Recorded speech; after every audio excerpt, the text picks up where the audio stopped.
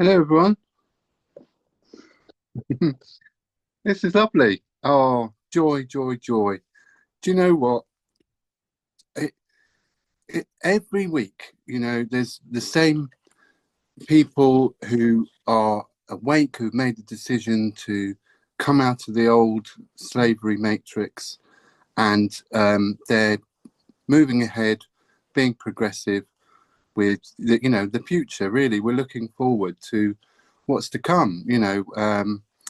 I'm so pleased about this group because most of the people in this gathering have made that decision already.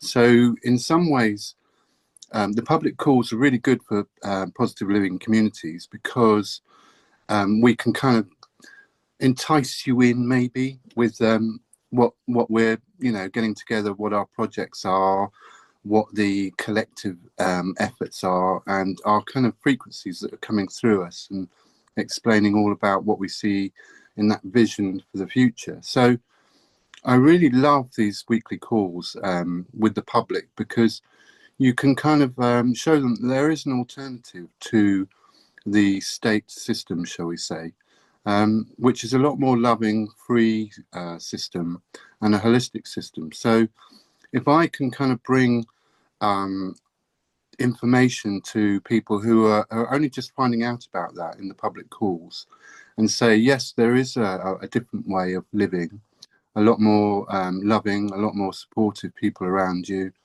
You're not chained to these slavery systems like debt, etc.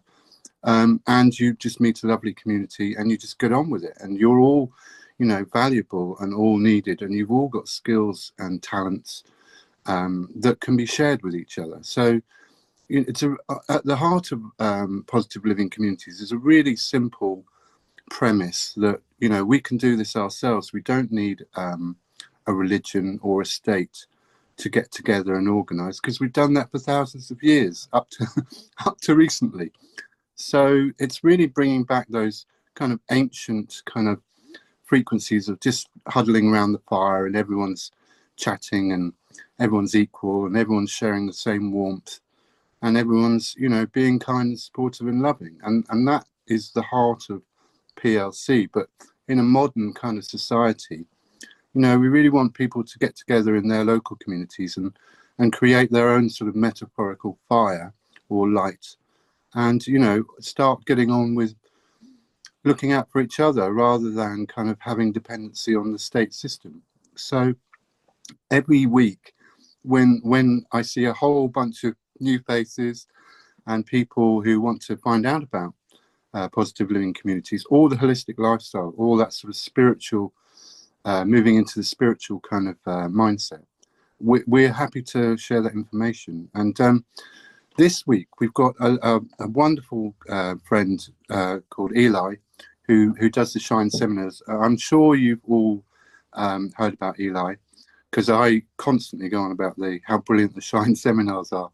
And it's the highlight of my year because it's a perfect example of positive living communities. Literally, it's on the ground, it's in a field, it's a community, it's marquees, there's lots of options, there's information, there's people giving talks, there's lots of different practices and lots of different things that you can try.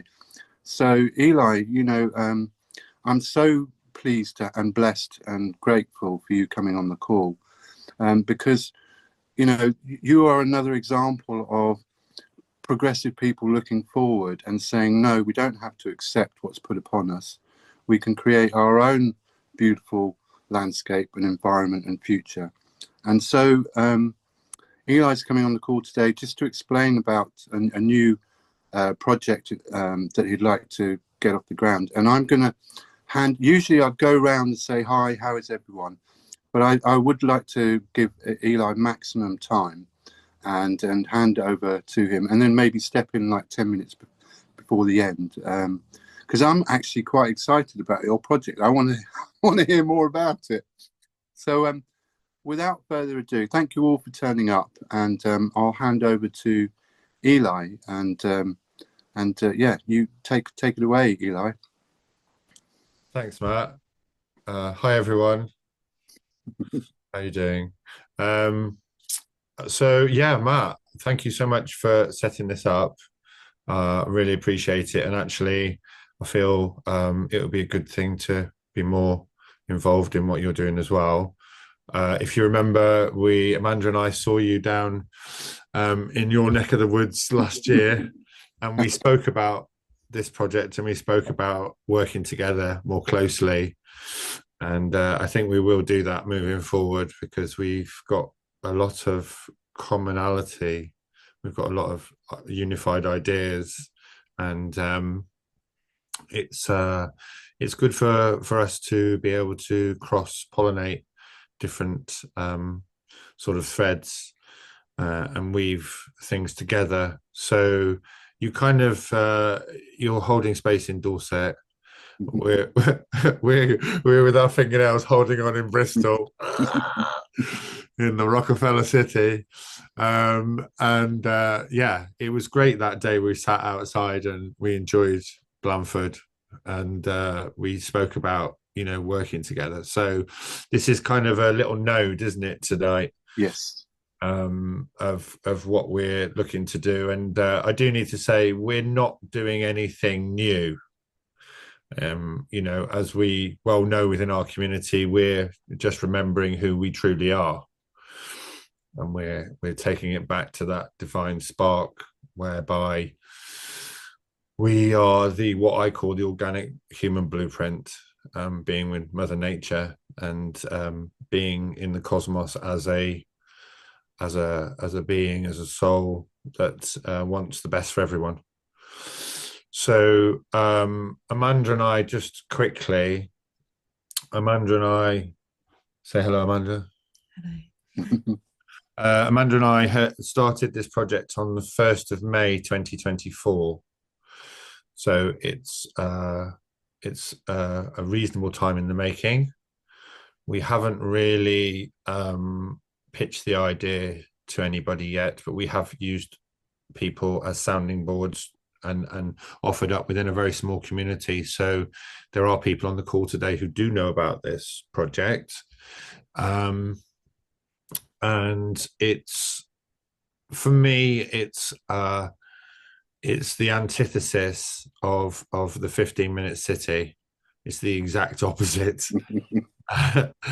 of what yeah, of what is kind of being proposed, and it is going back to the land, and it's truly going back to the land. And like I said, we're not doing anything new, and there are various different degrees of people who are doing very, very similar work. Notably, I think, I mean, even Mac McCartney down at Embercombe is doing this kind of work. Billy at Wild Minds is doing it in Somerset. Shay at Crops Not Shops is doing components of it, and Kivor at My Little Farmers as well, and David Wheatley. And what I found on this journey is that there are lots and lots of people out there who are actually moving into a deep remembrance of where we've come from in terms of the natural abundance of this land. What I've learned over the last not that long, couple of months really, is that almost everything is an artificial overlay within our world.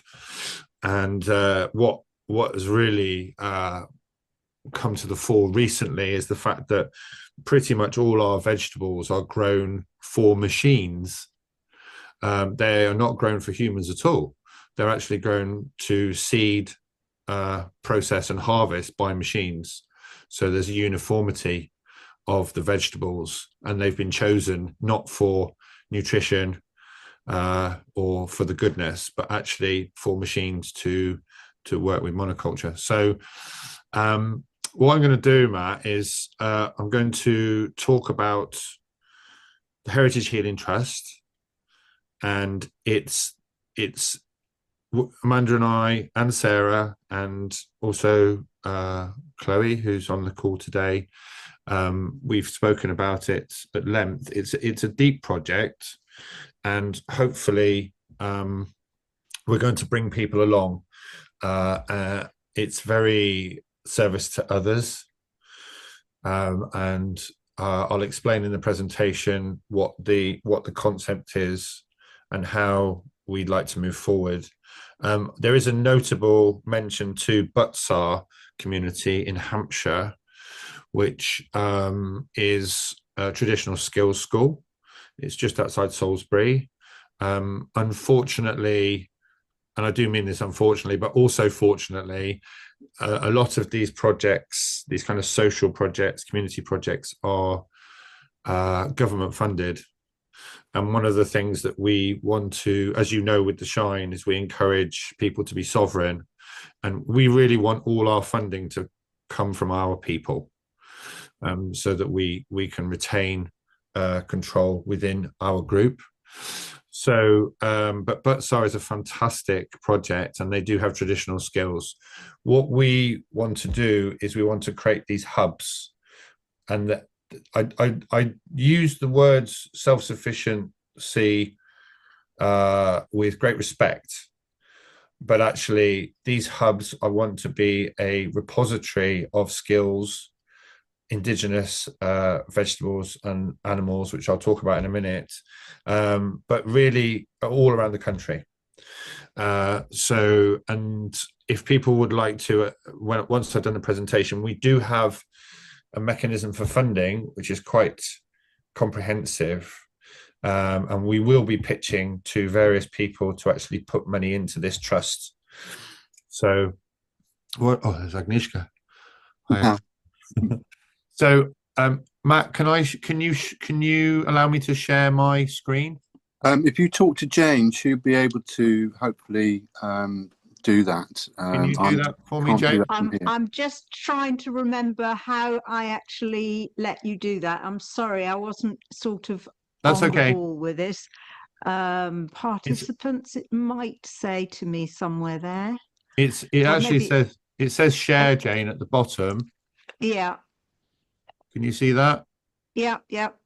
I need to let you share though, not just me. At the moment I can share the screen, but I'm not sure that you can. I've sent you. Okay, gotcha, done. Yeah, perfect. Okay. All right, guys. So here we go. So we can't see you now, which is a bit unfortunate. Can you see the screen? Yes. Right. So I cannot see the screen. I can't see the screen. So no, we cannot. I can see you, Eli.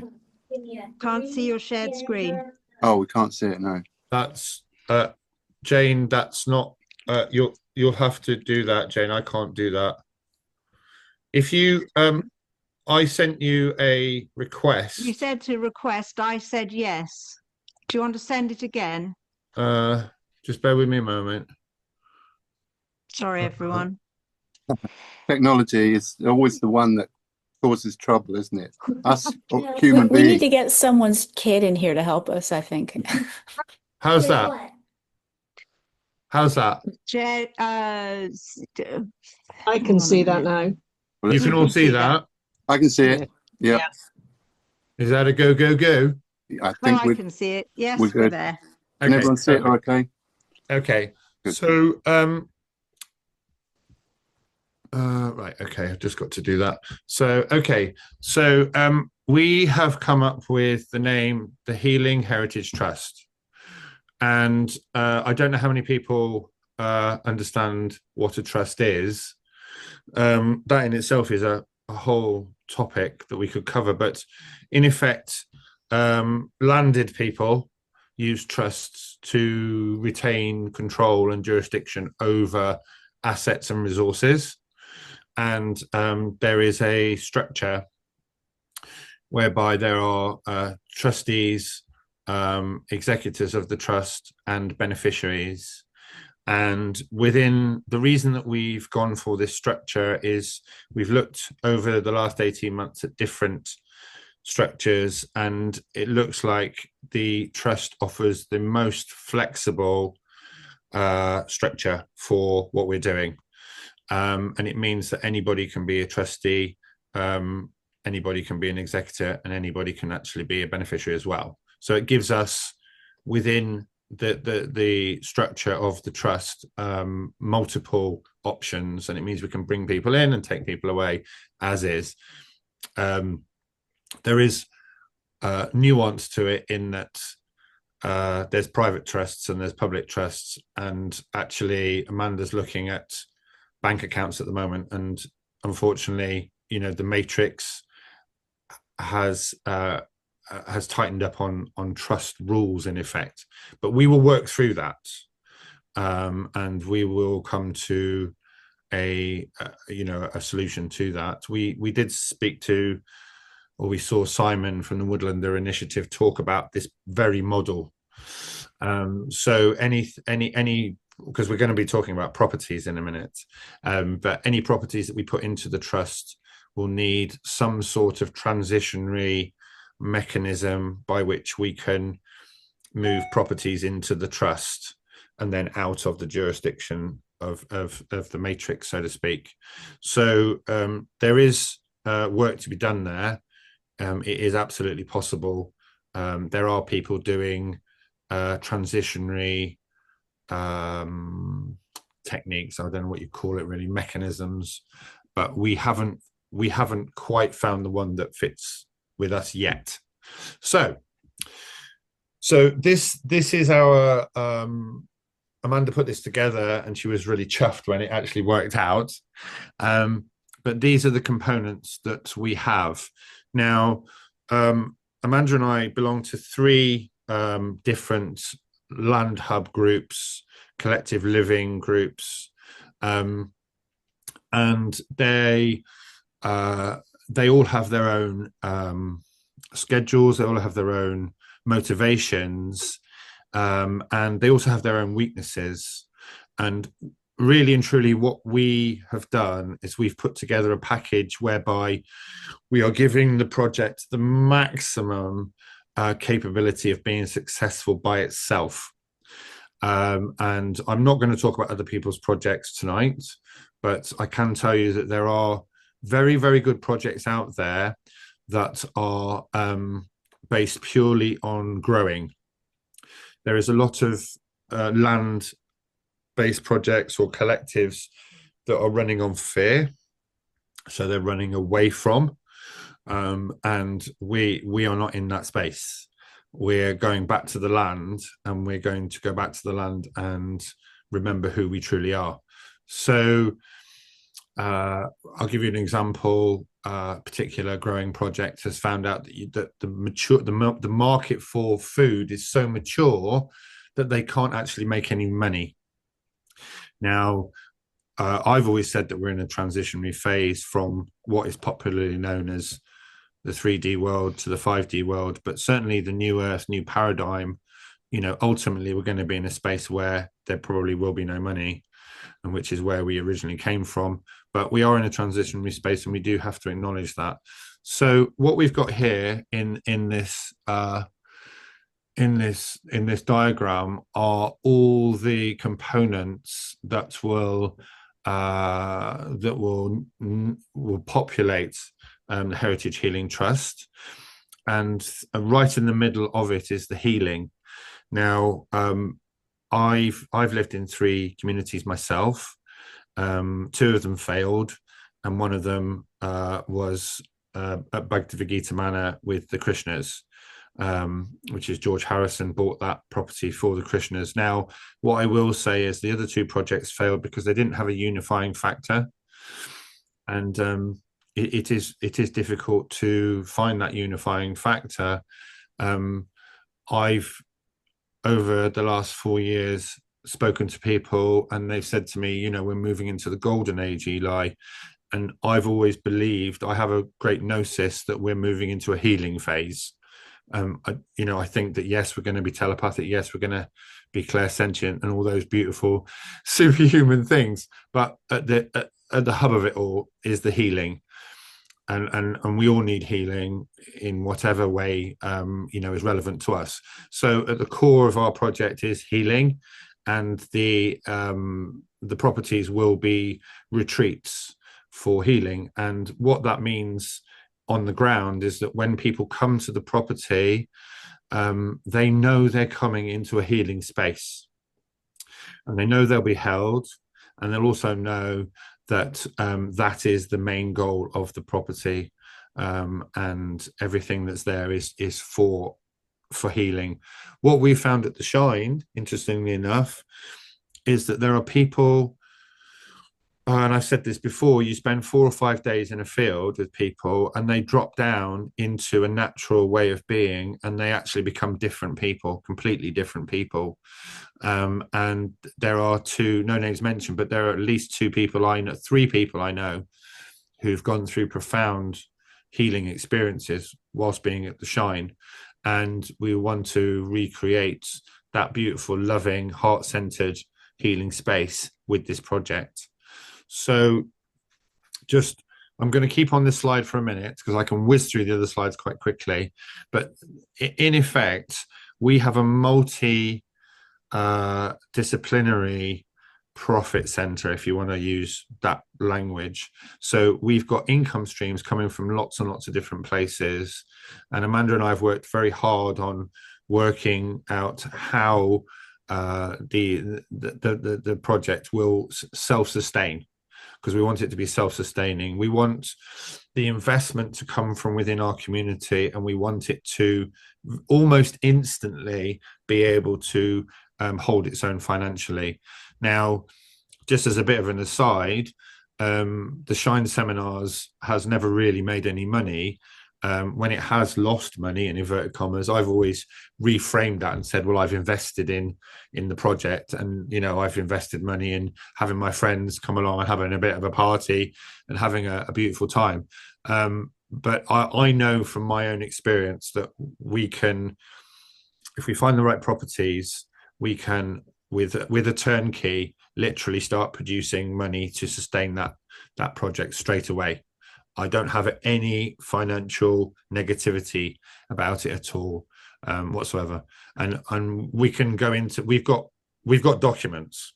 Amanda's been working really, really hard on articles of association and what we call the standing operating procedure, which is a bit of a mouthful, but there are lots and lots of documentation we can provide if people are interested further on. We've done the financials. When I first came back from seeing a particular property, I sat down and I worked it out, and the financials do work. So I wouldn't be talking to you now if I'd spent all day on that Sunday working out the finances and it not work. So it will work. So as you can see, we've got workshops, events, courses, land-based crafts, literally bringing in money, the healing modalities, people being able to have treatment rooms and being able to run courses on their own specialities and practices. The heritage side of things is not necessarily bringing in finance, but it is the overarching ethos of what we're trying to do is to retain an indigenous personality and characteristic to the properties. And obviously the flora and the fauna, nature produces vast amounts of abundance for us, and we can basically monetize that if we so wish, and we will do for sure. But that's the hub of the two things is the healing and the heritage. So what is the Healing Heritage Trust? It's a members association that has healing at the heart of its vision. Its role is one of expansive guardianship of the land, the people, and its traditions. Its aim is to purchase businesses, land, and buildings with specific attributes. And I'll talk about the properties that we're looking at. Amanda and I have looked at many properties over the last 18 months. And we do have specific things that we require, or the potential within the properties. So the 5 key elements are to produce an environment for healing, accommodation, food, medicine, and skills and education. There are 5 key elements. And we have a symbiotic business model based on multiple income streams. And we're going to create a collective of individuals with shared aims and vision. So in essence, that's what the Healing Heritage Trust is. It's interesting this, because if you look at the top, we've put the Healing Heritage Trust, and there was some talk about whether we were going to have it that way around or not, because they're so interconnected. But we have decided on the Heritage Healing Trust. I think we have, haven't we? Yeah. So why are we putting it in a trust? So just very quickly, I'll just tell you this. We learnt this off a chap down in Chudley. The whole concept of a trust is medieval, and it was soldiers who went to war, and before they left, they would go and see one of their friends and say, I trust you to look after my stuff. Yeah. All my assets, all my goods, all my resources, I trust you to look after it. And if I don't come back, I want you to give my resources and my assets to these people. And if I do come back, then you will have looked after it for me and you will hand it back to me. And in a nutshell, that is the basis of what a trust is. So what we're doing is we're creating a repository of resources and assets that will be passed down generationally. It's not ours. We are only holding space for, I would like to say, the next 7 generations, but certainly landed gentry, people in power, in inverted commas, they use the same mechanism to keep their resources and assets within their families. So we're not doing anything new. We're just utilizing that mechanism. And actually, the nub of it, setting up a trust, is very, very simple, and anybody can do it. It's actually about setting it up correctly, which is very easy, and then showing that you're administering that trust. So safeguards the assets for our children. It safeguards the assets against outside interference, because once it's in a trust, if you do go to court and you say it's in a trust, Your Honour, the judge will groan and he will have to say there's nothing I can do. Whether that's in practicality going to happen or not, I don't know, but in theory, that's how it works. So it's the most flexible mechanisms for our need. And the trust beneficiaries are in a private members association.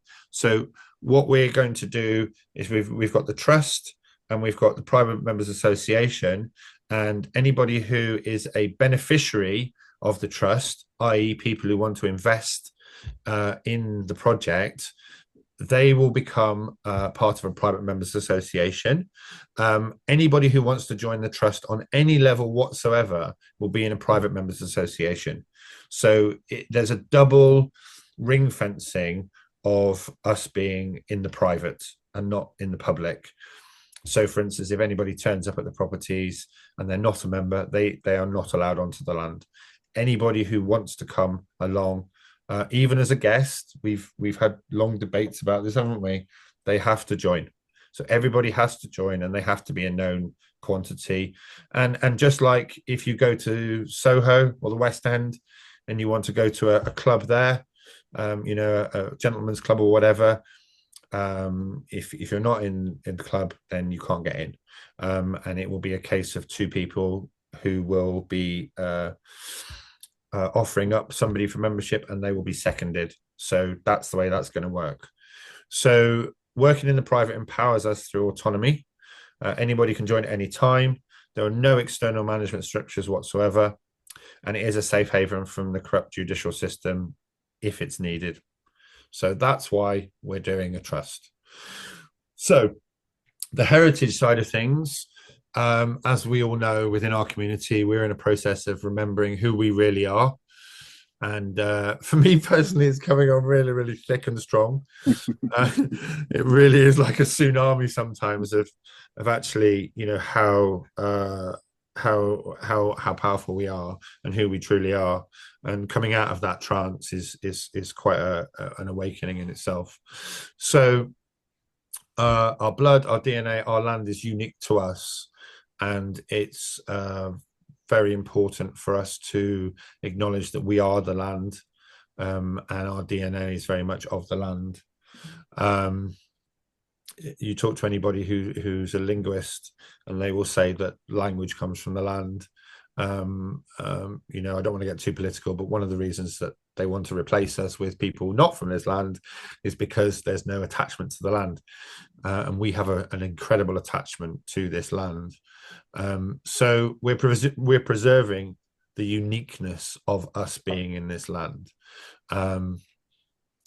You know, we are precious, and we're upholding service to others' values. So when we came up with the word heritage, it was very much looking at who we are now, but actually anchoring ourselves into the past, and actually saying that it's worth us keeping our heritage, because it will disappear if we let it disappear.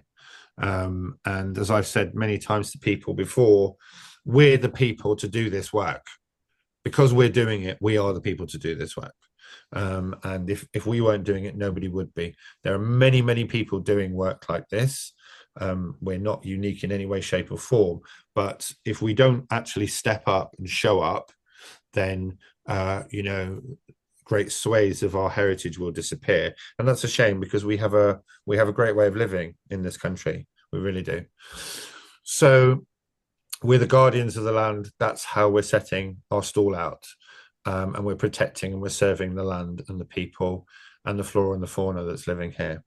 So I mentioned us being a repository, and I really want us to be a repository for indigenous vegetables, herbs, and flora.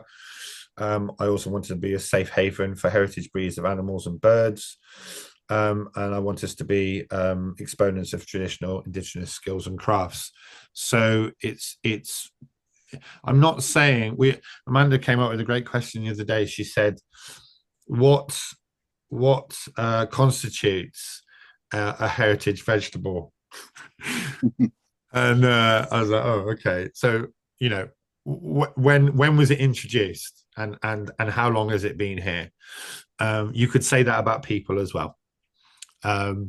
So we do have, you know, I think things are just in the flow on that side of things. But certainly what I've realized over the last couple of months is that there are some incredible vegetables, in effect, our food, that have totally been wiped off the map. And some of them have been in the country for 1,000 years. Some of them have been here since the year dot. Am I going to exclude a vegetable that's been here for 1,000 years? No, I'm not. I'm going to say that it is it is part of the heritage of our land. So moving from the heritage side to the healing side, like I said, when we were coming up with what we wanted the proposition to be, we realized that healing is a powerful, common, unifying theme. Everybody would like, even if it's just respite. And I do have a little thing that I'm going to read out in a minute, just my kind of dreamy vision, which I'll read out, and you'll kind of get an idea of what these spaces are going to be like. So everybody needs a decompression healing space to rest and recuperate. And actually, you know, me more so than most people, I think, and I think there are people who live in cities who really do need to decompress. And I find we've got massive constitutions and we push ourselves to the limit. But actually, I do just want to go and put my feet in some water and lie down next to a tree for a few hours. And I think that relationship with the land, the healing space that we can create for ourselves, is super important, and we just don't do enough of it. Certainly people in the countryside have that readily on their doorstep, and we just don't in the cities. If you're interested, I wrote an article on the Shine Seminars website to do with the difference between cities and the countryside. It's well worth reading, actually, because it just came to me, and there is a distinct programming that comes from living in cities. And traditionally, cities have always been artificial overlays. So, okay, so we're going to be the antidote to a system that puts us and keeps us in a space of fear and trauma, because cities do that. Healing treats provide a magnetic attraction for good people to join the project. So I think that because it's at the core of what we're doing, it will attract good people. The healing part of it will provide a service to the local community, because, as you see, we've got big ideas. We're quite ambitious in what we're trying to do, and even though the first one will be the first one, we want this to be right across the land. So healing creates goodwill amongst a quite wider community as well. So if you have a healing space, then people like, oh, they're into healing. They're offering a space for people to be relaxed and calm and just take some time out. And that does ripple out amongst the community if you've got that element to your project. So we want to be able to provide and produce a range of medicinal herbs and dietary aids as well. So we will have, and I'll talk about this a little bit in a minute, but we will have medicinal gardens, and hopefully from the people, facilitators, practitioners, speakers that we've had at the Shine, we've got a massive repository of incredible wisdom keepers who I'm almost certain will share their knowledge and wisdom with us. So we will work with people like Chris Rowe and hopefully Emma Fitchett and people like that on these medicinal herbs and healing foods. So the healing idea will bring in practitioners for both humans and animals, and certainly I talk about the animals in a minute, but certainly animals are a big part of our project. And obviously healing generates goods and services that can be traded. So the healing journey. Now, I'm going to have to just do this. Can you see that? Are you still with me, guys? Just go like that. Yes. Just do a few jazz hands for me. Perfect. Right. So I'm just going to read this out because this is the presenter. Can you see the presenter's notes? Yeah. Yes. So I'm just going to read this out. If you want to close your eyes, that's great, because I don't really want you to read it. What I found from presenting myself is that people read along with what you're saying. And so people are reading the words, but they're not listening to my voice. So if you just listen to how I say it, you'll get some understanding. So this is the healing journey. Imagine, if you will, a place of peaceful, powerful healing, of harmony, of deep connection to the earth. Imagine a place where everyone is in service to others, there to help, to nourish, to nurture. A place of fresh, pure water, high frequency food, and living spaces formed from the natural local materials. Imagine a place that holds space for those that are working with self-healing modalities, subtle energies and natural remedies, naturopaths on hand, spaces to decompress and drop into just being. Imagine the gentle sounds of creators spinning, kneading, whittling. Imagine a place that at its heart is a repository for local indigenous life of rare breed animals, native trees, heritage vegetables and flowers, a place where bees buzz, ducks quack, and children's play resonates across the land. Imagine a place like this in every county across the land, somewhere to go and just be. So that's what I wrote when I wanted to sum up what we're doing. So it's a place for us to just be. And when people arrive, they can put their bags next to their bed and they can just go out and do what they want. So that was my imagine a place. Lovely. So, yeah, that's where we're at. So,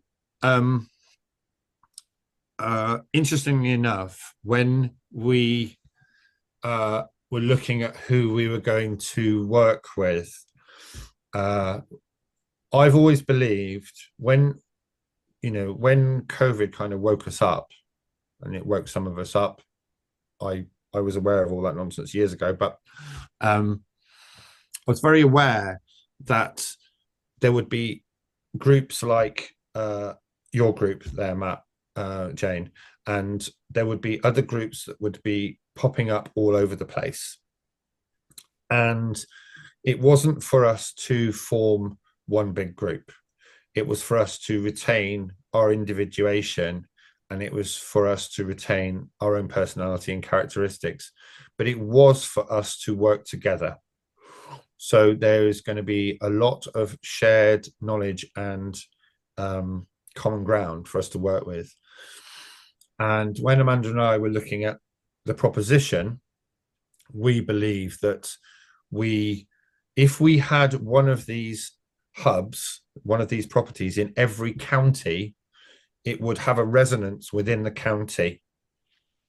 So our goal is to actually have one in every county, and it will happen. They might not be under the trust as such, but certainly we want to put as much out there as we possibly can, and we will attract people from all these different counties who want to be involved in this project.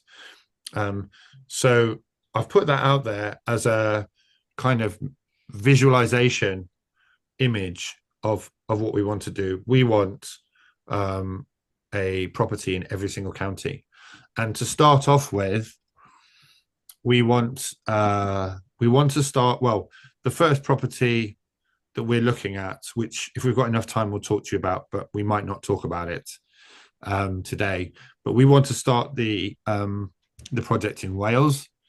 There are deep esoteric reasons for that. The main one being that the actual most indigenous DNA of the British Isles is in Wales.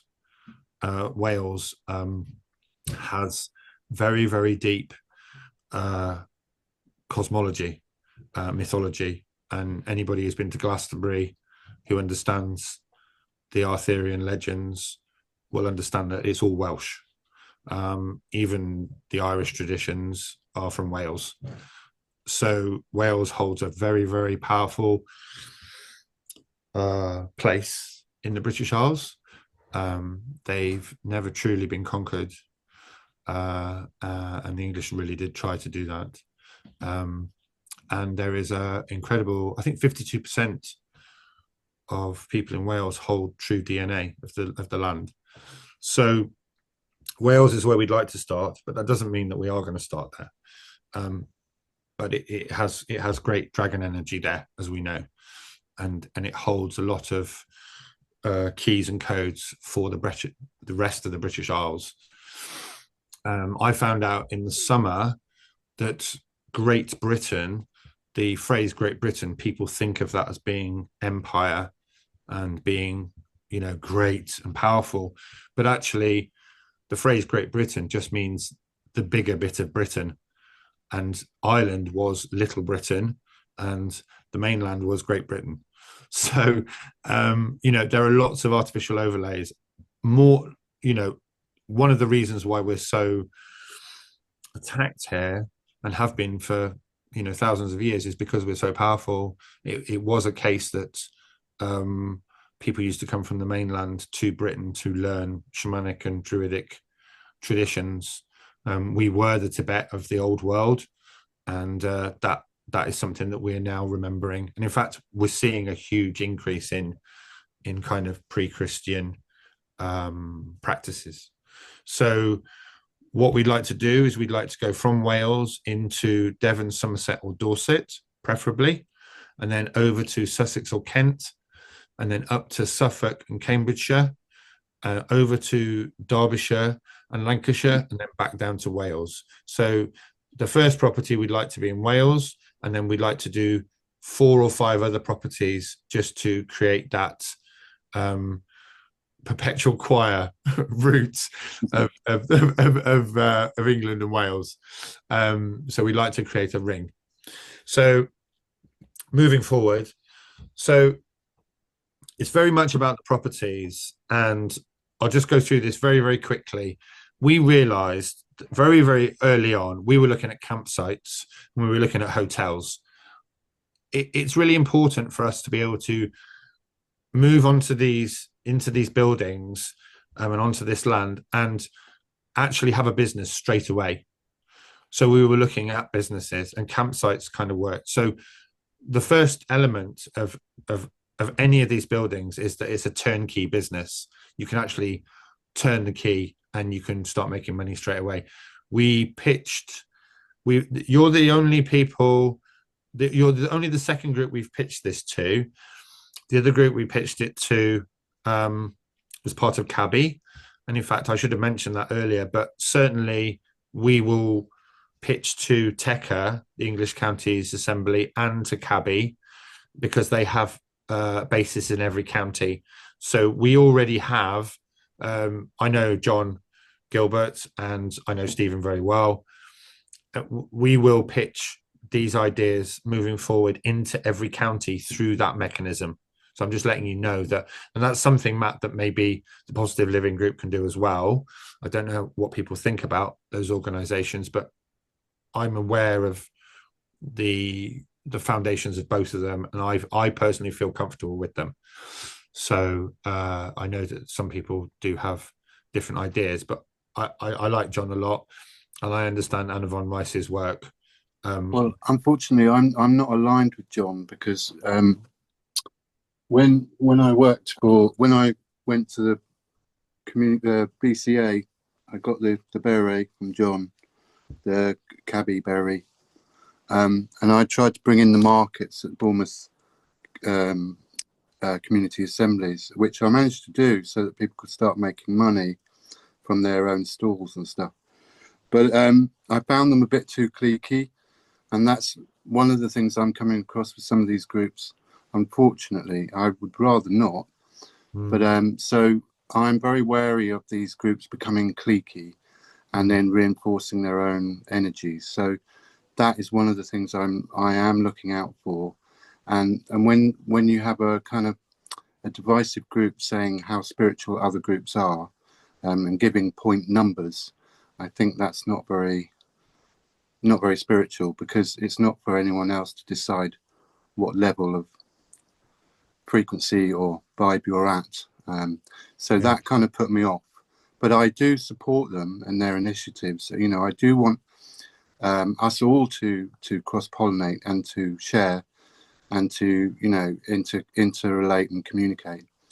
And so I'm not against the initiative, but I have a slightly softer frequency that I'm using that's not so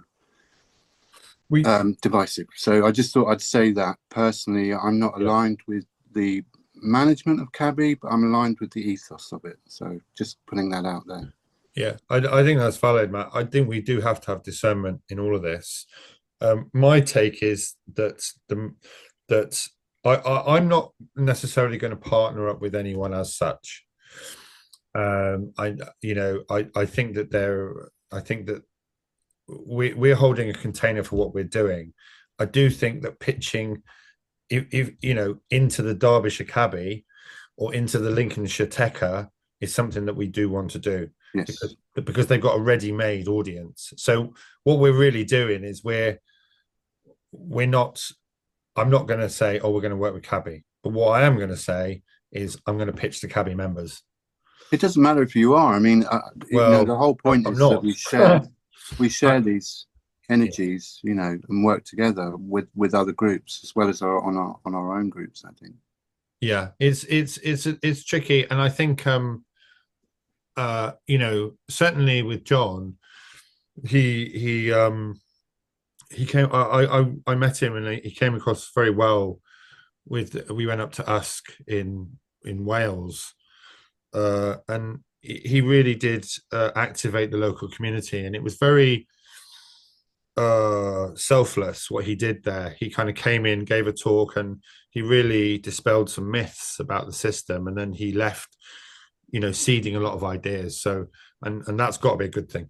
Yeah. So that's where we're at anyway. So going back to the property profile, we want it to be a turnkey business. There needs to be a main building there. There needs to be an event space. There needs to be additional accommodation.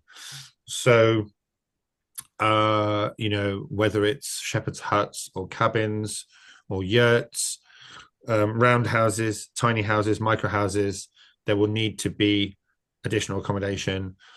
We've looked at different properties. The property that we pitched to one of the land hubs was a hotel in Bodmin, and we realized that actually people want more land, so it's kind of 20 acres plus is we've said that that's the minimum that we need to do what we want to do. There needs to be woodlands there needs to be pasture land, there needs to be a natural source of water, whether it's a stream or a spring. There will be micro businesses there if there isn't already. There will need to be polytunnels. There needs to be workshop space, and there need to be accessible local amenities and community, i.e. Yeah. Dog wants to join in on the community. Yeah. You pick him up, Amanda. What we when it says accessible amenities and communities, there is a project that's happening at the moment that we're kind of involved with, and the property that they're choosing is very remote. Now we're looking at a property that's very remote, but it does have a local community, and within 15-20 minutes it has 3 reasonable sized communities. But this particular place that they're looking at is really remote, and we don't really want that. There needs to be a balance. Then, as it says at the bottom, there needs to be a reasonable size local population. The place in Bodmin that we looked at, it had a farm shop at the end of the drive, and it had 1,600 people in the village that was like just down the road, half a mile away. It's really important for us to not to isolate ourselves from the local community. So that property profile there, what we've said is that we want all these components, whether they are there or potentially there, but they have to either be there or there has to be 100% potential for them to be there. So, for instance, the big one that we've found is the event space. Lots of properties have not got that event space. And obviously I'm an event organizer, but the event space will pull in money continually, and it will pull in a community of interest continually.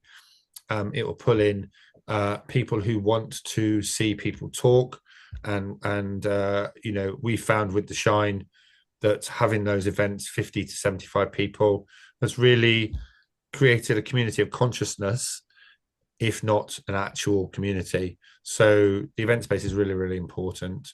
The rest of them speak for themselves. In terms of the workshop space, we're looking at the property we're looking at the moment. We do need like a reasonable amount of workshop space. So all those things are really important. The natural source of water is really important. Ideally, we do want a stream, and even more ideally, we'd like a spring. So there we go. So that's the property profile we're looking at.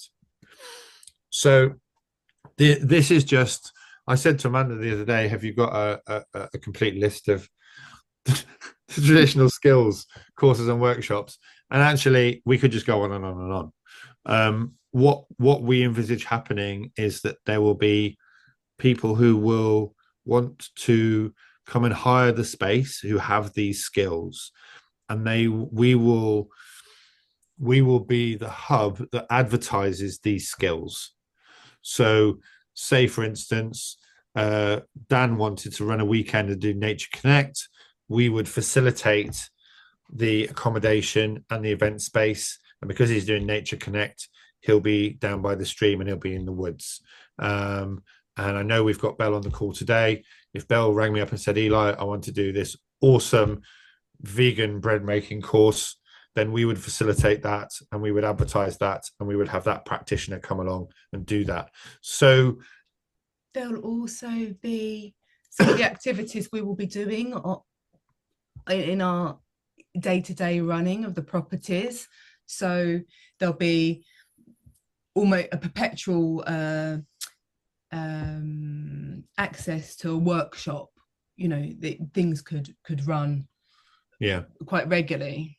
I love that idea. I mean, if you have lots of crafts and you've got people with skills and traditional skills making stuff and creating stuff around you, and you've always got workshops going, there's always some interest and there's always something to learn, but also there's kind of employing people in a way. You're allowing that space for people to come in and provide their offerings, and so you're creating like a kind of multifunctional hub as well with all these different skills and trades. That's exactly perfect, because that's how PLC sees it. We're creating these communities with that sacred space, and then we can allow those people with all those wonderful skills and gifts to share them with everyone else in that community, and then feed that community and not outside of that community to the matrix.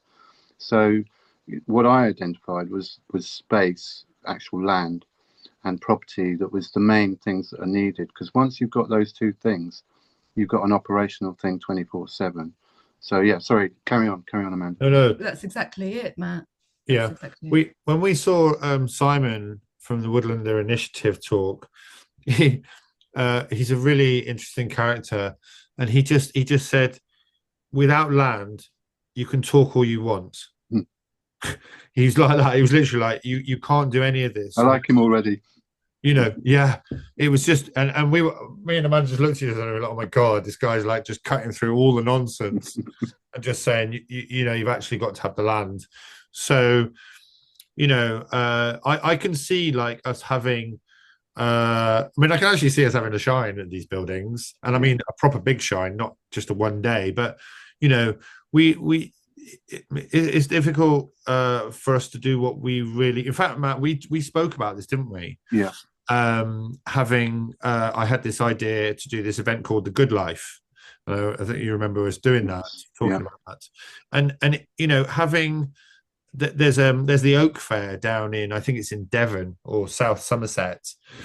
Like I say, we're not doing anything new, but if we did have a traditional skills 4-day event, and people had a basket of things to do, all these amazing things, making corn dollies and doing wreaths and, doing whittling and all sorts of amazing skills, wouldn't that be amazing? Brilliant. You could come away with products as well, that are handmade, not mass produced. Some people would make specialist stuff for you there and then as well, so bespoke as well. So yeah, perfect. And it's things people can do for themselves going forward, little bits that they can take into their lives and hold space for that. We've wanted to find somebody who, for the shine, who could actually who does it. One of the things about the shine, I have two things I'll just tell you. The speakers get chosen in effect because they're either very passionate amateurs who spend lots of their time doing their passion, or they're actual professionals who've either been to university or written books about it. So there is a level of wisdom there. They're not new to their subjects specifically. They're living it and they're embodying it. And I've really wanted to have people come along and do demonstrations on cleaning, and having cleaning products. And there was somebody at Lisa Raven's Thrive who was going to come along and do that, and they actually do it for a living. In fact, Dan does it, doesn't he? Dan's business is actually making natural deodorants. I don't know if you guys know that. Right. That's what he does. And we could certainly have him come along and do that. But I really wanted somebody to be at the Shine to just say, look, this is what I do, and these are my products, and you don't have to go to Unilever or Procter and Gamble for you. I mean, I know we don't anyway, but I'm just saying, So, the courses and workshops, we're going to attract people, and there's going to be like a whole basket of things going on there. So I've just got to be I've got to be very mindful of the time here. So I'm just going to read this out to you. So we have one of the things that is happening with the kind of the global agenda is they are trying to get rid of animals, and they've been trying to do it for years. And I've written it here, and I said animals and birds have a unique frequency, and they are here to be cherished, nurtured, and loved. They are here with us. They are here for us. They're teachers, healers, messengers, and energetic allies walking alongside us, each playing a vital role in raising the vibration of the planet. Their purpose goes far beyond companionship or ecological balance. Animals are here to shift the frequency of our world to help us remember how to love more deeply, live more consciously, and reconnect to the natural rhythm of life. Now, it's very important when we stop eating meat, and that in itself is a huge subject, but if the human race does stop eating meat, there will be no need for animals anymore in the old paradigm. But it's very important to keep the frequency of these beings. It's super, super important because they're not ours. They are nature, and they are there for themselves. And they run without us. I'm sure there are many, many, many birds and many animals that never see a human. But it's important for us to. I'll give you a quick example. There's a farm in Somerset, and the guys had to, because of the rewilding government thing, he's had to get rid of his tenant farmers. And there's a rare breed cow breeder who has sold all his herd of cows because he can't afford the rent anymore. Where have those cows gone? They've just disappeared. So part of our partnership with the animals is to be a repository and keep those. We will have some animals. We'll have a couple of cows, we'll have some sheep, we'll have goats, we'll have ducks and hens, and that's kind of our minimum as it stands.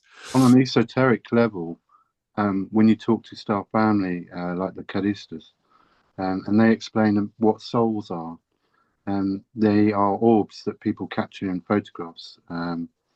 And there's 35,000 different types. We know about 5.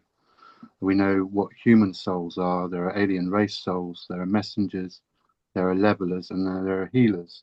And these are all orbs that people capture on camera and stuff. But actually, one of the things about the human soul and alien races soul. We can't hear you, Matt. Can't you? Your phone is glitching a little bit. Oh, okay. Can you hear me now? Yeah. Yes. One of the things they say is to live a righteous life, not as in righteous as in religious. A righteous life is basically a life led with minimum hate, with as least hate as possible, and as much care and love for people and animals. So bringing it back to the animals, if you want your soul to be strong and to reincarnate back on this planet, then living a life, what they call righteous life, a life without hate, is really important. And also loving animals and people is really important, because then you get more of a chance to live a fuller life and a richer life with all those interactions with animals and other people. And also you don't turn in on yourself and destroy yourself with hatred.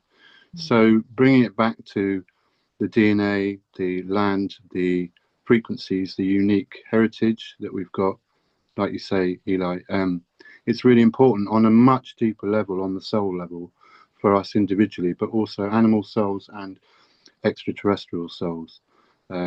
It's part of the kind of syntax grammar of consciousness anyway, but I won't get too deep on that one.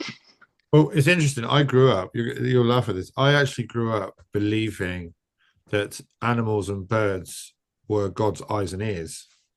I actually believed that, and I was like, I've got to behave myself because they can hear me and they can see me, which is just, and that's how I grew up. Bizarre. Cool. But there we go. I just wanted to throw that in because I still think that there is something to that. There is. What I've said here is we're using regenerative principles. A small number of rare breed indigenous animals and birds are to be kept running free and used for land management. So that it is a partnership. So the fertilizer, obviously, and then land overgrowth suppression, dairy farming, milk, cheese, and butter. We're not going to kill our animals and eat them. Although I do eat meat, and my son eats meat as well. But the animals that we're going to have in the project are not there for meat, but they are there for milk, cheese, and butter. So hey, small mercies. So again, the trees, bushes, flora, herbs, and vegetables Our alignment is with healing ourselves, our ecosystems, our environment, natural and societal. So our alignment is with healing. This project is about healing. So the overarching priority of THHT is to work with the most nutritionally dense trees and plants that the British Isles have to offer, leading with species that are local and indigenous. We know many species of plants and breeds of animals are not truly native. The emphasis is to be best practice.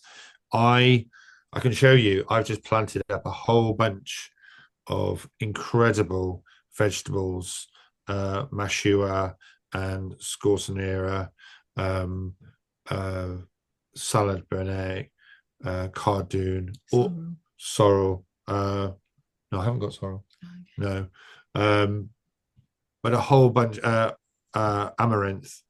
So a whole bunch of vegetables that are super high nutrition, that are multi-use, that have multi-uses, that have just been cast aside. And one of the things that we're going to, and I'll show you now, in fact, I'll just show you, there's just no point in doing that. So here we go. So when this is complex information that I will need help on, but the food makeup, we're going to assess all the food that we grow on the land, and we only really need a couple of acres, 3-4 acres, something like that, to actually do what we want to do.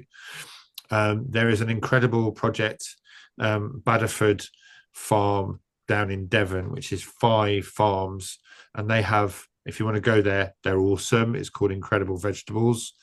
They only supply perennial vegetables, and one of the things that we want to do is we want to encourage perennial, self-seeding, self-fertilizing food, basically vegetables, and there is loads of them. Nobody makes any money if you don't go out and buy seeds every year. It's the food industry has the same artificial overlay as the medicine industry, and I call them industries. And you know, I've discovered that there are some incredible vegetables going back, things like skirret, that go back into medieval times, that you like rhubarb, for instance. I was talking about my grandma's little garden the other day. She had beans, rhubarb, gooseberries, pears and apples, and potatoes. Obviously potatoes are self-seeding as well, but she didn't do anything to her little garden, and it just produced. And that's what we're looking for. We're looking to grow crops that just produce continually, and they look after themselves. Rhubarb plants can be 20, 25 years old. So, but we will go through some of this food makeup, and I'm just, I'm not going to go through it now because it's complicated, but we will assess what's going on, and we will look at different foods as we plant them. Absolutely, and I would like you to look at the cymatics of them as well. So, yeah. So one of the things that we looked at was medieval vegetables, and there is a lot of education around food anyway. I've been involved in food politics pretty much my whole life. I grew up vegetarian. My stepmom owned a health food shop in Lancashire in the 80s, which, is ridiculous just even thinking about it. And, I've run a veg box scheme, and I do live that, as with the Shine. We do stand by being local and organic always. So this list here is from Charlemagne, King Charlemagne, and when he was rolling out his empire, he told everybody in his empire that they were going to grow these 94 different plants. And this isn't a blueprint, but it is a very, very good example of vegetables, fruit trees, and trees for textiles and dyeing that we will take from. There are 100% quite a few properties. Alexander's on here, the medlar, which is an incredible fruit that is, because it's ugly, it's just gone by the wayside, but it's incredibly medicinal. I've mentioned skirret, but there's squill. I've planted some squill. There's kohlrabi, which is kind of newish. It's coming up. I mean, I actually think that a lot of this is coming up. We're seeing ancient grains come into the mass market now. Yeah. And I think that there's going to be more interest in these different things. So we're not doing anything new. We're just fulfilling what's come before. So there's plenty of things on that list that we will look at, and certainly some of them are incredible. I mean, the Welsh onions and stuff. Well, there's quite a few that are not even on this list that I've started to grow already. But there we go. So that's it. We're going to have something like this. Pigweed we're going to grow. There's a whole story about pigweed. And it was named pigweed because it was sidelined in America. Oh, the pigs eat it. Pigweed is one of the most powerful crops you can grow. Well, even tobacco is like a really nicotine is really good. If we can get even some crops that are that can be grown in this country that aren't necessarily our own, I think that would benefit.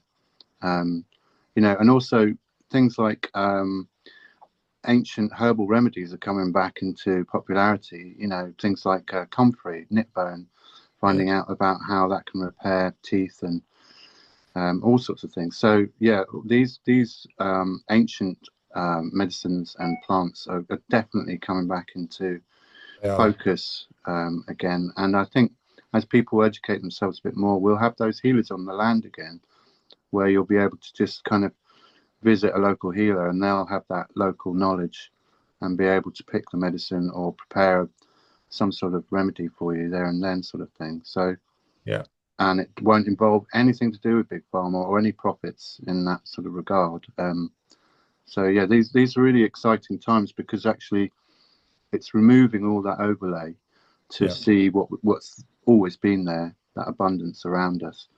And also in some ways it's removing that overlay of psychology as well, because you know the fact that we're applying all our mental energies to these future systems is really important because of the need to. But actually we're finding that essentially we're picking up the early blueprints that were there initially that did us so well, that led us up to this civilization that then sort of crumbled. So yeah, absolutely.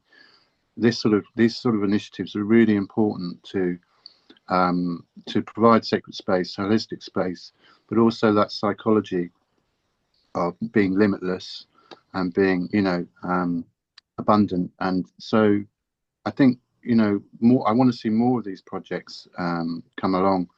But I know that effectively the thing that gets people excited is the heart frequency. So if you can appeal to people's heart frequency, if you can it's, you know, if you can provide the ideas and the not false hope, but an alternative route that people can take other than the only one that they know, which is further into slavery, then you know these things will naturally attract and by their own magnetism, by the own frequencies that you create, and people who see that vision, who are at that level of awareness, will come into these systems because it will be such a better option to what's being provided alternatively by the state. So, you know, I'm really looking forward to helping you and promoting your projects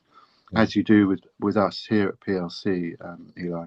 Yeah. So you know, I think the future is looking actually quite bright because it's full of intelligent people who have actually applied their noggins to, well, what can we do that works, that is best practice, that has proven to work over thousands of years. Yeah. And then we just get on with it. You know, we've moved past that against the state sort of thing, because that's what they want us in, that constant fighting loop. And we're just out of the game of conflict. From, you know, we want just unity, consciousness, and people to all muck in. It's a bit radical because people are so programmed, you know, especially the UK since the 1700s we've had mind control. So getting people to kind of realize that there's a different way of doing things, and two, it involves bringing people together under common themes and using common sense and intelligence, and then re-establishing all those heritage nature and healing people at the same time is really good. You know, I really think that's bang on point. With where we're going. Yeah, no, it's true, Matt. I mean, I've never, because I knew about the tyranny for so long ago. From day one, I was like, well, the Shine was all about us just having a day for ourselves, and it always has been. You know, I think Richard Vogue said quite rightly a couple of years ago. He said, people will just turn to us because we're offering a positivity, and they'll look at us and go, well, what are they doing? Well, they seem to be having a good time, so I want a good time too. So I think naturally people will gravitate back to just living a more simple, wholesome life. What we've realized is, I'll just show you this description, this illustration here. Charlemagne was in 810, and 8 years earlier, St. Gallen was working with medicinal herbs in Switzerland. And it's interesting that it's within those 10 years that those two blueprints have been handed down to us. There is a re-education with the herbs and the vegetables, but there are many people who are doing incredible things out there. And like I say, we're pulling things together. We're not really doing anything new. There's an amazing lady called Alison Tyndall, and I've just discovered her. I signed up for her newsletter about 8 months ago, and she sent me an email 2 days ago, and she's just producing heritage vegetables in tuber form to send out to people. That's all she does. She's just absolutely perfect for our times. She's the wisdom keeper about those 6 or 7 vegetables she produced. And I got her vegetables yesterday. I planted them yesterday. They came in the post. But you know, she will be coming on board, you know, across, you know, resonating her message really powerfully over the coming months and years. And that's all she does. I asked her to come to the Shine, but she doesn't talk. So, but anyway, these are the kind of things that we're going to look at in terms of different spaces. And the presentation from now on in is really just kind of, for want of a better term, examples of the kind of techniques that we're going to use on the land. So different water structures, and there's so many people doing amazing projects out there that we can tap into and work with. This photo here, does anybody recognize this photo? That's not the Shine land, is it? No. That is Crops Not Shops. Oh, right, okay. That's a drone shot of Crops Not Shops. And what Shay has done there is he's produced a cloister. That sacred geometry pattern is a replica of a cloister in a monastery, and it usually has water in the middle, but he's got fire in the middle, and it's probably because he burnt wood and then put the ash as fertilizer onto the land.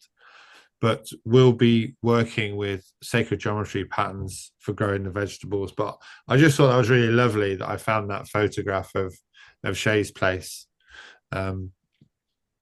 So I just wanted to talk. There's all sorts of really amazing techniques that we're going to employ, and one of them is the 7-tree 3 canopy food forest, and it's well, I'll just move forward. But there's pear, apple, plums, dwarf cherries, hazels, currants, and gooseberries. And what you do is you're moving from annual crops. We're going to move from annual crops to forests.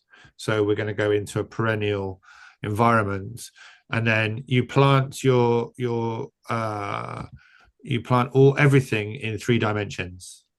So you use vertical layers, and you use apple, pears, and plums for your canopy. You use the dwarf cherries and hazels as your mid-range, and then at the bottom you have your currants and your gooseberries. and that is literally a food forest. That is a fruit forest. So we've looked at hugel culture. I don't know whether you know about hugel culture. And it's in Switzerland. Basically, the main principle is that you use wood and you bury wood into the ground. And what happens is it creates its own ecosystem. And it's generally, the soil is 2 to 3 degrees warmer than if it was just bare soil. And it self-fertilizes and it's self-watering.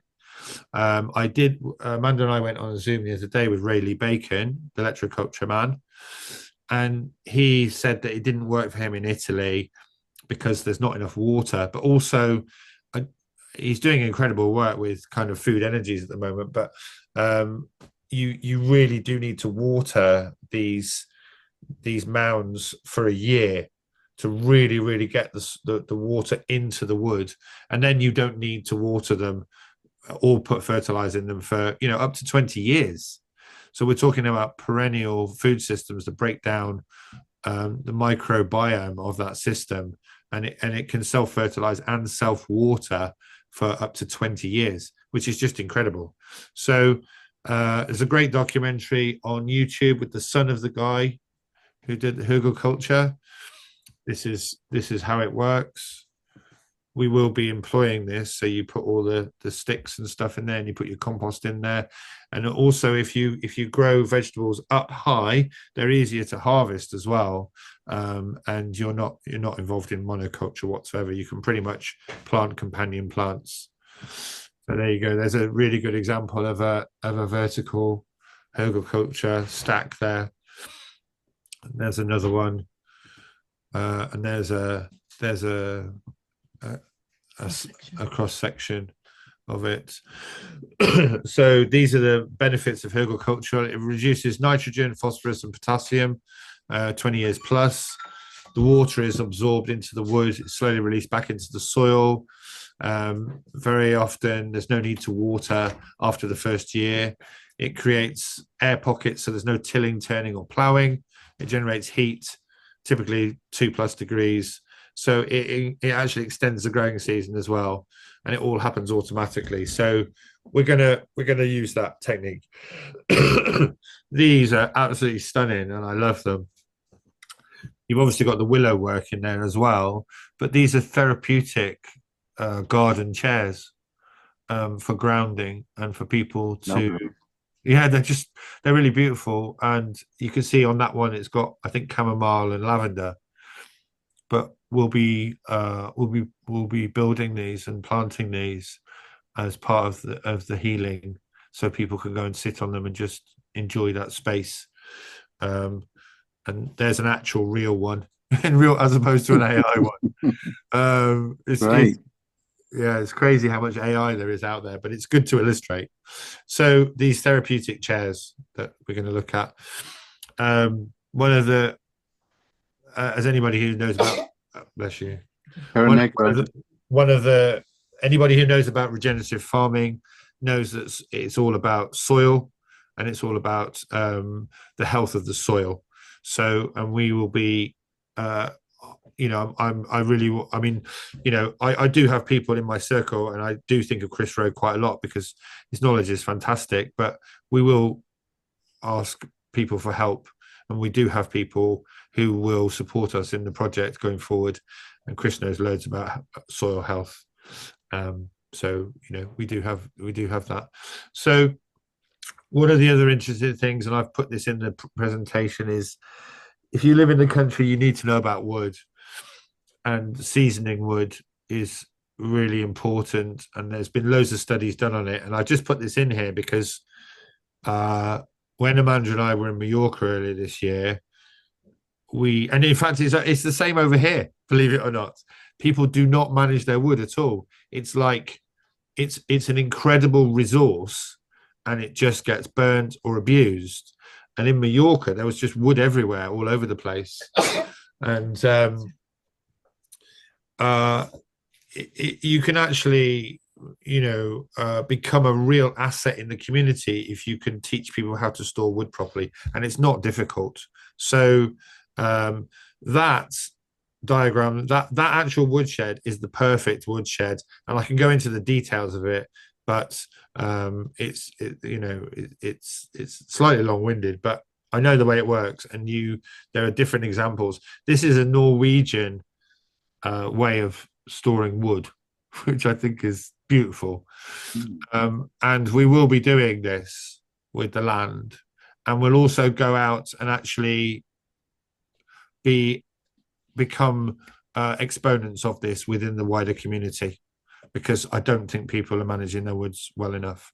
So this was the experiment that was done in America, where if you have the one side opened shed, it's got 16 to 18% moisture. The middle one with the tarpaulin is the way people are taught now, 22 to 25% moisture.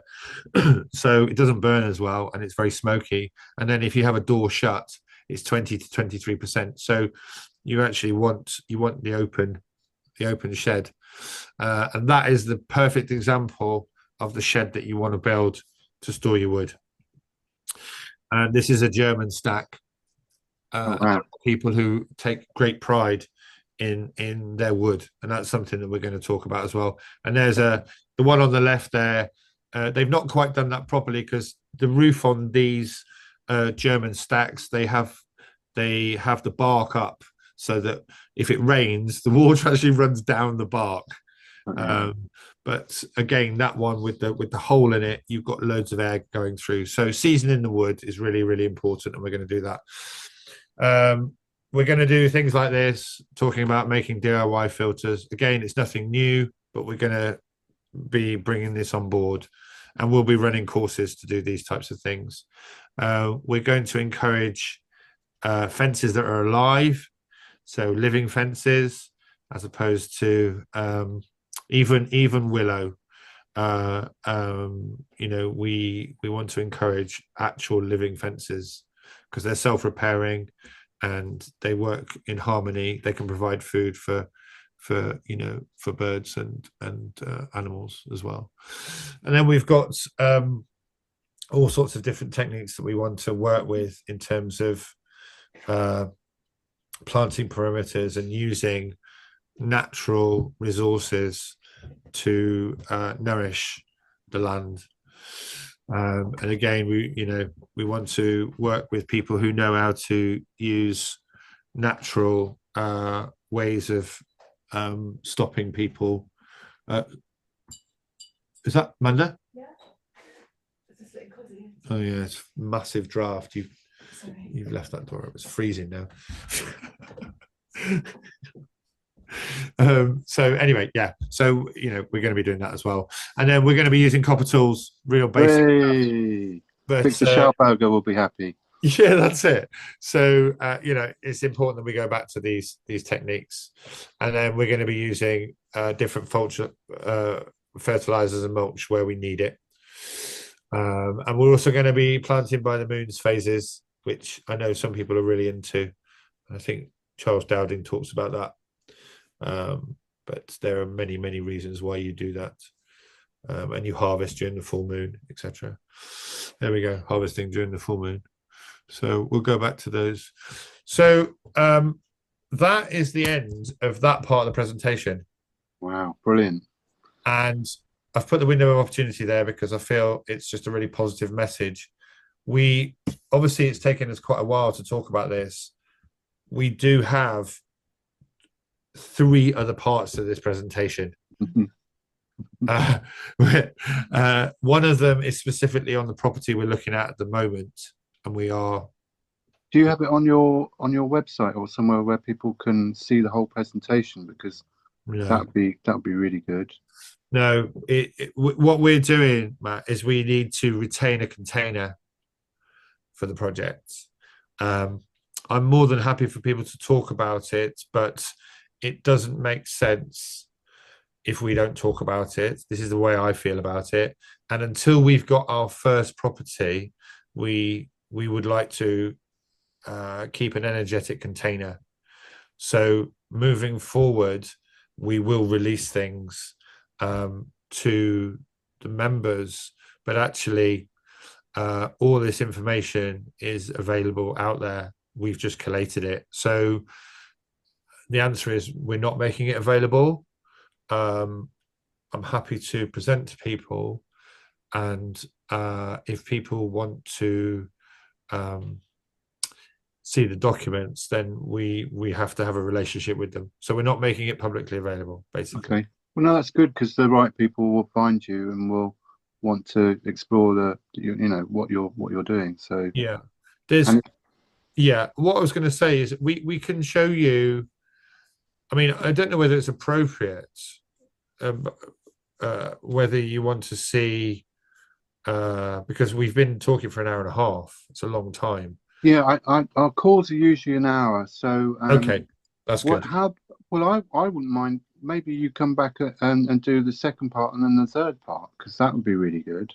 But it's up to you, obviously, because any talk about these things is bringing them into being. Yeah. So the more that people get the idea of all those different frequencies, of all those different concepts and stuff that you want to bring in, the better. So I'm happy to have you guys on again, and talk about the second part and the third part as well. So that would be good. Yeah. I think I'll tell you the components that we have. We have the economy of a property. So we've worked out that how much we can generate in terms of income, and we've done it very, very lightly. So it's like 30% of capacity. So we know it's going to work. We have the presentation for the property we're looking at the moment, and that is for people who actually want to invest. And then we have the structures and the prices and how we're structuring the investment packages for people. We have one weakness in our project, and it is a weakness for what people want in terms of their money. And I'll just tell you. So I'd like to come back and explore with you guys what our vision is for the funding, because we want the funding to come from within the community. Our weakness is that people who have a reasonable amount of money are expecting to live on the property, and that's not what we're doing.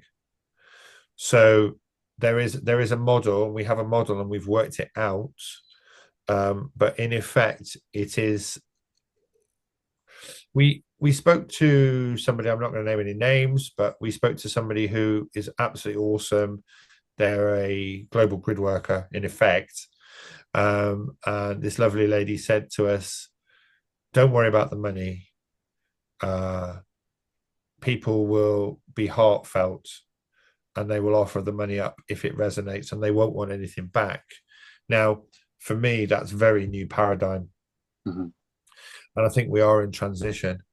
And I think there are people who do have small, medium, large amounts of money, and they do want to see a return on their money. PLC is proof of concept. There are, all the members here are heart-based. They resonate with PLC and that future vision of a holistic society, and they subscribe. And so, that's ring-fenced that funding to buy a hub and land. So eventually, when we get there, so it does work. People who want to be part of this progressive kind of future are investing. I'm so grateful and privileged to be able to provide the space where people want to contribute, and then build that reservoir up so that we collectively can choose what land and what hub that we get. And I think that is proof of concept. We've been going for 2 years, and the funds are growing. So the appetite is out there, and she's absolutely right. If you get the message right and the vision right, then people's hearts will just absolutely resonate with you and want to be part of that. So yeah, we've what's really interesting about it is I've always, the last couple of years, I've been like, a lot of people, their money is not really doing anything. It's languishing, and they're not really getting any value out of it, and that's part of the financial trap, if you want to call it that. But I was always of the opinion that people would suddenly realize that there was no legacy with what they were doing with their money, and they actually wanted some meaning and value.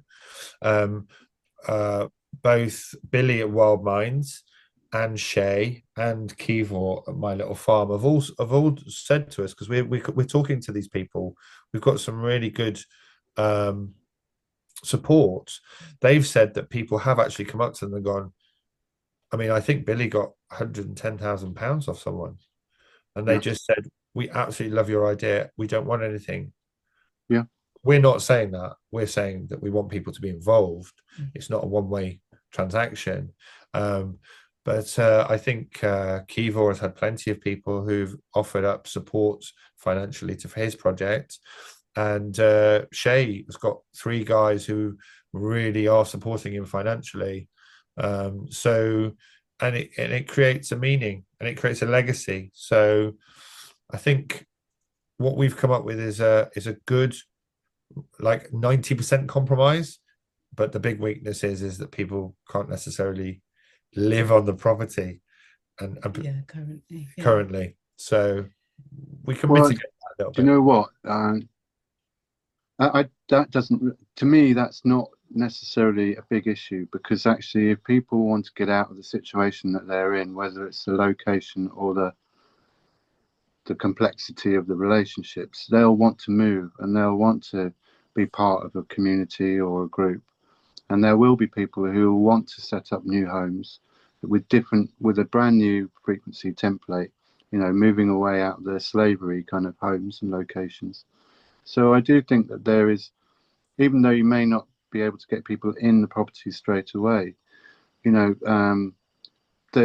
environment and their whole peace of mind will be much better, in these kind of sacred spaces that we'll hopefully provide for people. So it's an investment in themselves, really. If people get the idea that they're actually investing in themselves, they're investing in a better relationships with people, kind of new friends and stuff, but they're also investing in a better quality of living, and that's a cleaner environment, that's more light, that's all those lovely frequencies, and that's with people who are like us, who are conscious about those things as being important as part of your whole being, so yeah, it's really. Sorry, did you want to say something, Claire? You're on mute at the moment.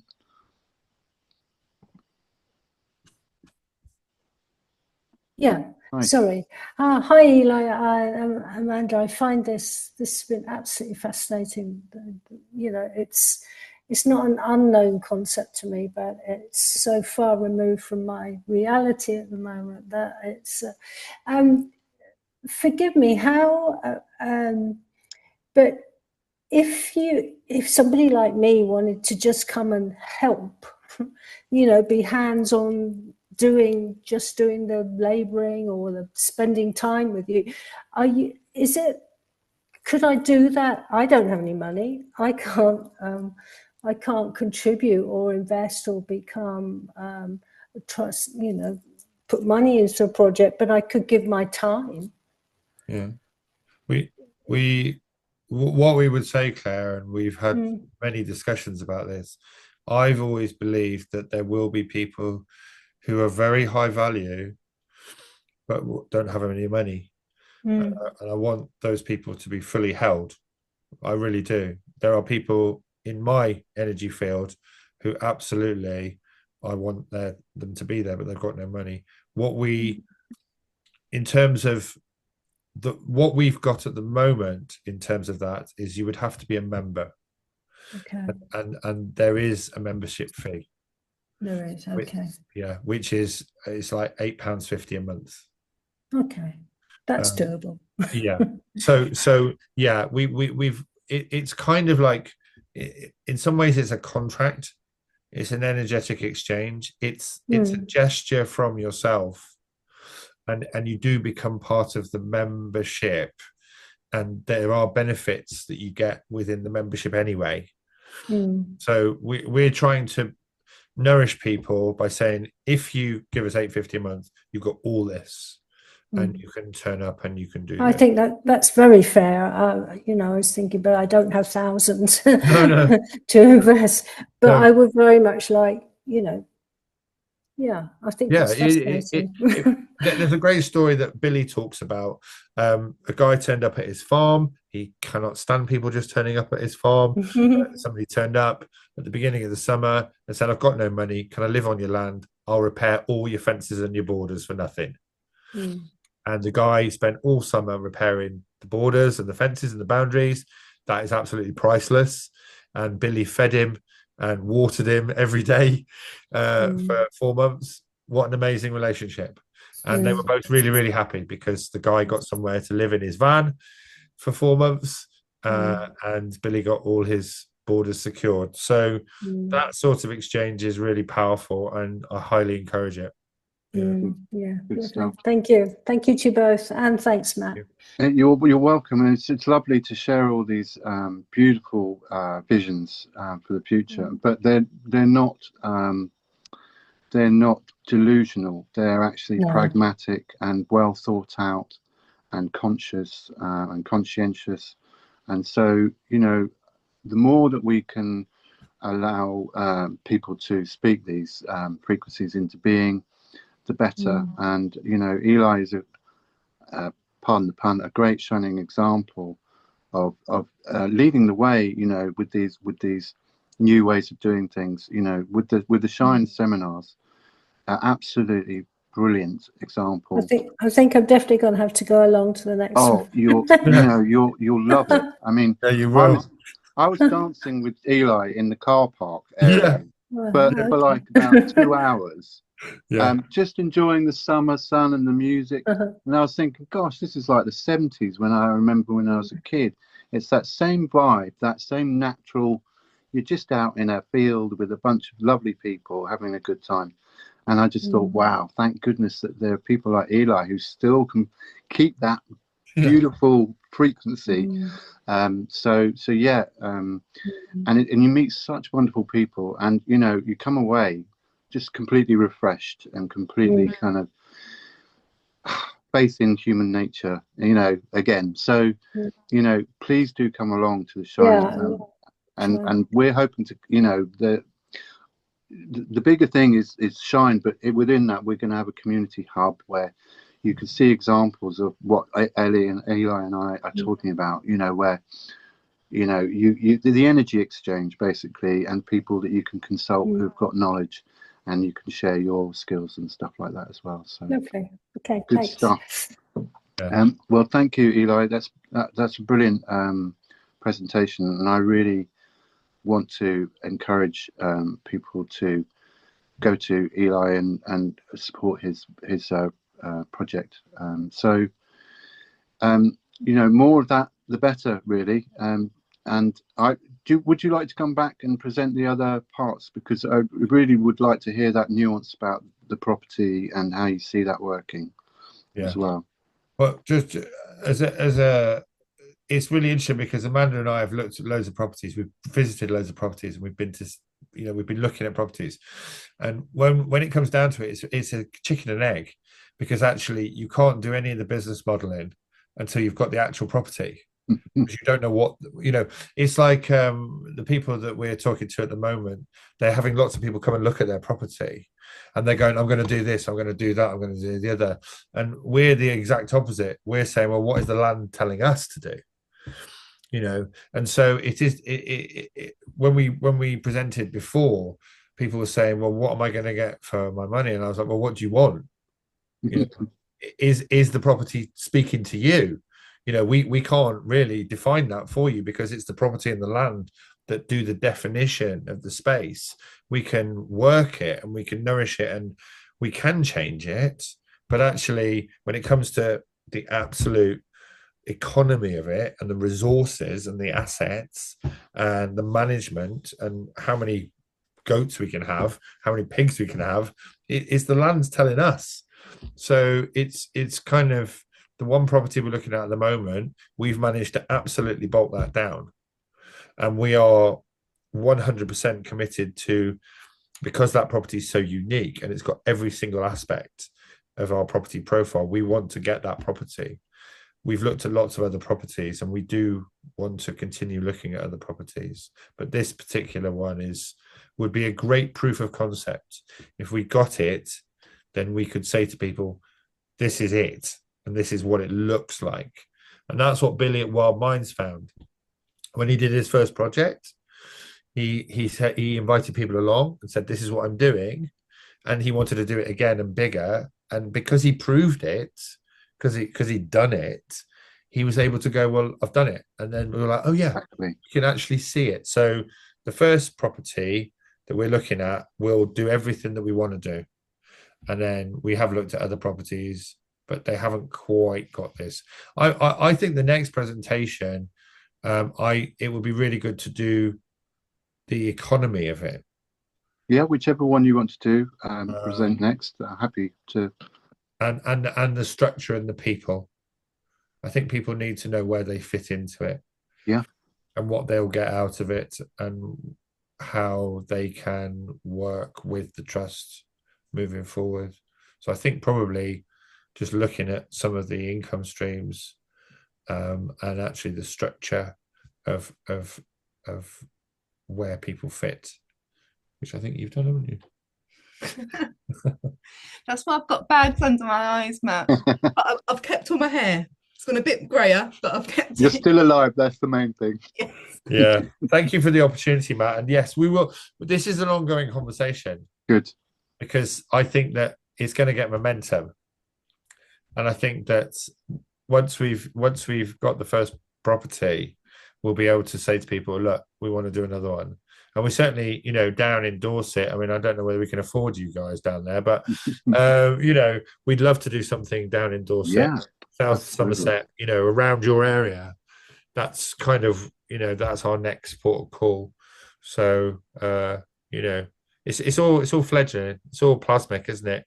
Oh, brilliant. And it's all going to evolve as well. You start out with an initial idea, but then that gathers more frequencies and stuff and evolves and takes its own energies and stuff. So yeah, and I think that mapping out these kind of essentials that are for human stasis and environmental stasis is really important. So the more that we can speak about these things, the more it seeds others to get on the good foot as well, and they have then got an alternative route to go rather than back into the matrix. So really good stuff. Or falling short into apathy. It's empowerment against apathy. That's what it is. Absolutely, I totally agree. If we, each person is a universe in their own right, and if you can help them develop their own way that the universe is working for them, each individual person, then you've got a happy bunch of individuals who will just want to do more of the same. So yeah, investing in people is one of my ethoses, because actually that's where the wealth is and the abundance. It's not necessarily in the land, it's not necessarily in the animals, it's in the people.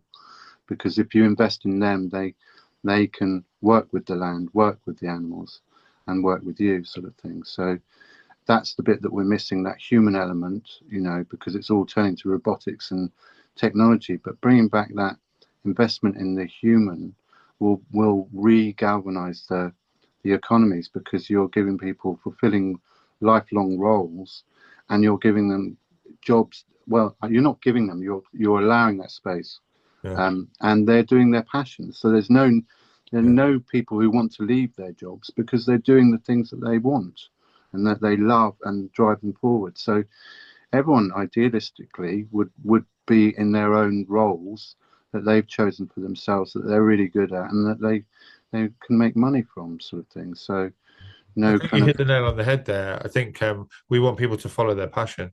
Yeah, and then you've got and no people really leaving, or no system that's kind of losing the energy, because everyone's just in the joy of doing what they're doing, kind of thing. Yeah, that's really powerful. Being able to to just hold a space for people to do their thing, and having these hubs will allow people to ring us up and go, look, I'm going to be here for a week and I'm going to bring a load of people with me. What about it? And we'll put the kettle on. I'll start the fire.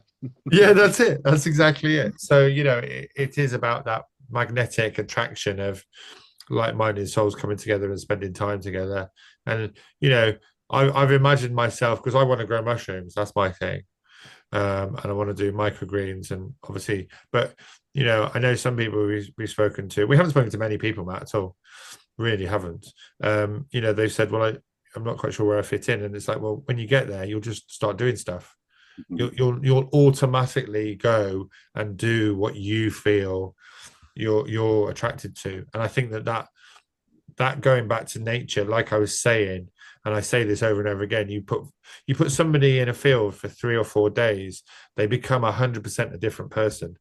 And I think that these hubs will just allow people to get out of their boxes and off the tarmac, off the concrete, and actually become their true selves. And once they go back to being their true selves, they'll actually feel really, really good and feel really happy, and they'll drop all the overlays. Yeah, I mean, that's what happens with me at the Shine. I just become a clown, and everything I do is fun. It's ridiculous. Like a big kid again, isn't it? Yeah, it is. Kind of return to that childlike wonder. It's great. Yeah, that's exactly it. Well, we've got a forgotten language as well. The children don't talk about song thrushes and blackberries, and even the sound that we make holds resonance. And if we're able to have these conversations about natural things, about nature, about the soil, about the smell, and get those, we're rippling that out, and we're cleaning everything up, and we're healing. We're healing the land and the frequencies. We're helping to keep them raised and clean, for a want of a better word. Yeah. Absolutely. I was saying, I think it was last week, that we are actually beings of frequency. When you think about it, we're born not able to speak language, so we pick up tones and frequencies of our parent, of our mum, of our of the environment, and we make sounds, gaga, oh, these are all kind of frequencies. And it's the same for animals. They speak in frequency. It's only because humans kind of developed to the language, and we've got that cognition and stuff, that we then go into language. But actually we start out as beings of frequency. That's what we speak with and we communicate with, and it's its own language.